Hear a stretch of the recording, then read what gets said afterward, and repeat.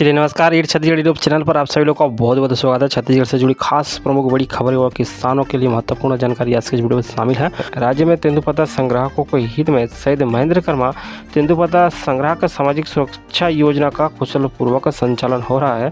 ये राज्य में योजना के अंतर्गत 5 अगस्त 2020 से माह दिसंबर 2021 तक 3,827 प्रकरण में 57 करोड़ 52 लाख रुपए की राशि का भुगतान किया गया है। इस योजना के अंतर्गत तेंदुपत्ता संग्रहण में लगे पंजीकृत संग्राहक परिवार के मुखिया जिनकी आयु मृत्यु दिनांक को 18 से 50 वर्ष तक हो, उसकी सामान्य मृत्यु होने पर उसके द्वारा नामांकित व्यक्ति अथवा उत्तराधिकारी को 2 लाख रुपए की सहायता अनुदान राशि प्रदान किया जाता है। वहीं दुर्घटना से मृत्यु होने पर 2 लाख रुपए की राशि अतिरिक्त रूप से प्रदान की जाती है। दुर्घटना में पूर्णतः निःशक्त की स्थिति में 2 लाख रुपए और आंशिक निःशक्तता की स्थिति में 1 लाख रुपए की सहायता अनुदान राशि दुर्घटनाग्रस्त पात्र तेंदुपत्ता संग्राहकों को प्रदान किया जाता है। वहीं तेंदुपत्ता संग्राहक में लगे पंजीकृत संग्राहक परिवार के मुखिया जिनकी आयु मृत्यु दिनांक को 51 से 59 वर्ष के बीच हो, उसकी सामान्य मृत्यु होने पर उसके द्वारा नामांकित व्यक्ति अथवा उत्तराधिकारी को 30,000 रुपये तथा दुर्घटना से मृत्यु होने पर 75,000 रुपये की सहायता राशि प्रदान किया जाता है। दुर्घटना में निःशक्त की स्थिति में 75,000 रुपये, आंशिक निःशक्तता की स्थिति में 37,500 रुपये की सहायता अनुदान राशि दुर्घटनाग्रस्त पात्र तेंदुपत्ता संग्राहकों को प्रदान किया जाता है।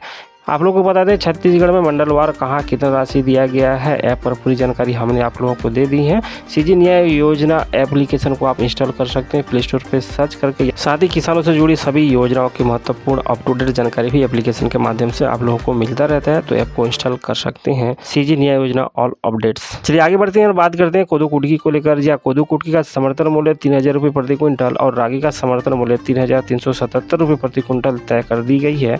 जहां इनका उत्पादन हो रहा है उन क्षेत्र में इनको खरीदने की व्यवस्था भी किया गया है। इसके अलावा कोदो कुटकी रागी जैसी फसलों के लिए वैल्यू एडिशन का काम भी बड़े पैमाने पर किया जाएगा, जिसके लिए छत्तीसगढ़ में मिलेट मिशन की स्थापना किया गया है और उत्पादन में वृद्धि और प्रसंस्करण के लिए व्यापक कार्य योजना बनाई जा रही है। इस संबंध में कोरबा से खबर कलेक्टर रानू साहू जनपद पंचायत पाली के मंगल भवन में आयोजित किसान संगोष्ठी एवं कृषि पखवाड़ा कार्यक्रम में शामिल हुई।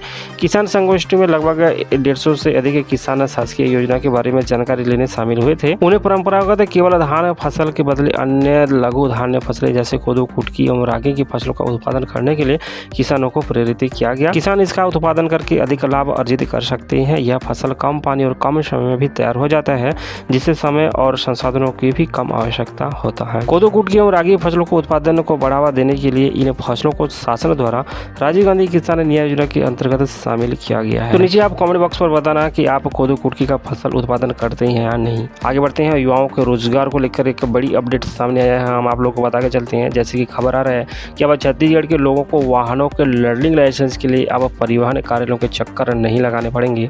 प्रदेश में परिवहन विभाग ने 1000 सेवा केंद्र खोलने का निर्णय लिया है।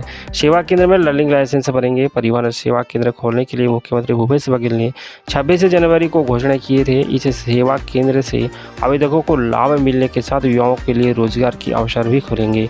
इससे शुरू होने से करीब 5,000 युवाओं को रोजगार मिलेगा। मुख्यमंत्री घोषणा के बाद इस संबंध में प्रक्रिया शुरू हो गई है। सुविधा केंद्र के लिए आवेदन मंगाए जा रहे हैं। परिवहन सुविधा केंद्रों की स्थापना से करीब 5,000 युवाओं को रोजगार सृजन की संभावनाएं बनेगी। इसके संबंध में मिली जानकारी के अनुसार परिवहन सुविधा केंद्र में लर्निंग लाइसेंस के अलावा अन्य परिवहन संबंधी सेवा के लिए आवेदन किया जा सकता है। मार्गदर्शिका में परिवहन सुविधा केंद्रों में विभिन्न सेवाओं के लिए शुल्क भी निर्धारित किया गया है। राज्य में परिवहन सुविधा केंद्रों की स्थापना का सबसे बड़ा लाभ आम जनता को होगा। अब तक सही जानकारी के अभाव में बड़ी संख्या में लोग अनधिकृत एजेंटों के संपर्क कर परिवहन संबंधी सेवाओं के लिए आवेदन करते हैं। इससे उनका समय अधिक लगता है, साथ ही आर्थिक नुकसान भी होता है।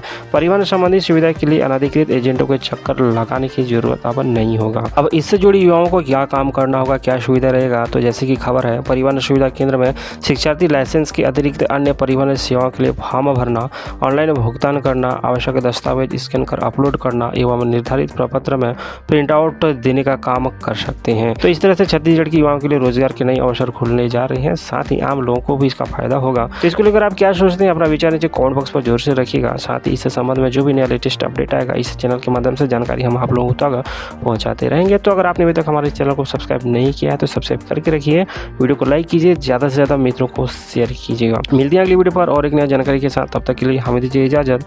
नमस्कार।